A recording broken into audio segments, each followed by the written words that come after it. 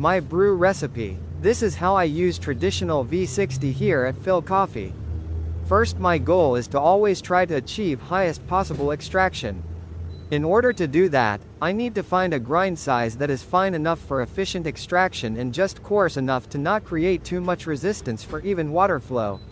Because my grind is relatively fine, that put me at high risk of channeling, so I must prepare my coffee bed carefully, like how I prepare my espresso puff. A finer grind and relatively fresh coffee would also generate bubbling from CO2 emission. This bubbling is the major cause of channeling in finer grind, causing dry, unpleasant astringency. This natural Ethiopia Karamo is light enough to safely use high water temperature between 95 to 96 degrees Celsius. I am using reverse osmosis water here, so I will not be getting maximum TDS, however it will still be high enough to experience maximum mouthfeel. I agitate the grounds with tools relatively late because my goal in doing so is different. I agitate only after most CO2 has been released and do it in a very gently manner aimed to minimize bubbling. Because I will be brewing very slowly, the variance created by uneven water contact time is significantly less than the variance created by channeling. Gentle agitation is to prevent massive swirling current, because swirling will push microfines outside the paper filter and clogs the paper filter.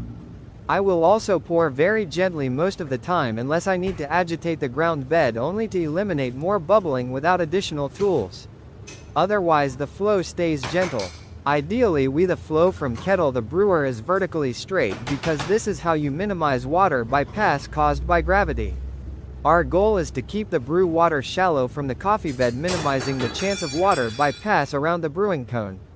I reheat my kettle after every pour to maintain thermal capacity. There is no fixed number of pours. Fixed number of pours do not make sense because every coffee of different grind size, different solubility and different roast date will create different flow rate. This is further amplified without assistance of pressure. In barista competition, competitors only create a pouring recipe to create a story for presentation purposes. They are also doing it to match the flow rate for their coffee on the particular day for a particular coffee. They are also required to replicate 3 identical brewing profile to score well in the technical category. I believe their approach has nothing to do with how they actually brew under different circumstances. In a cafe scenario, baristas are required to compromise to achieve a balance between serving time, consistency and quality.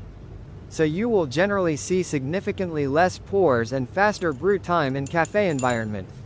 However, if you are at home or work in a slow and quiet cafe, you may take as much time as you like to maximize extraction. Because brewing time have very little impact on the final cup of a lightly roasted coffee. On the other hand, channeling and bypass can ruin the cup quality entirely. A properly extracted coffee which avoided major channeling and bypass will have a TDS reading of at least 1.5 up to 1.7, depending on the coffee, with a brew ratio of 15 to 240.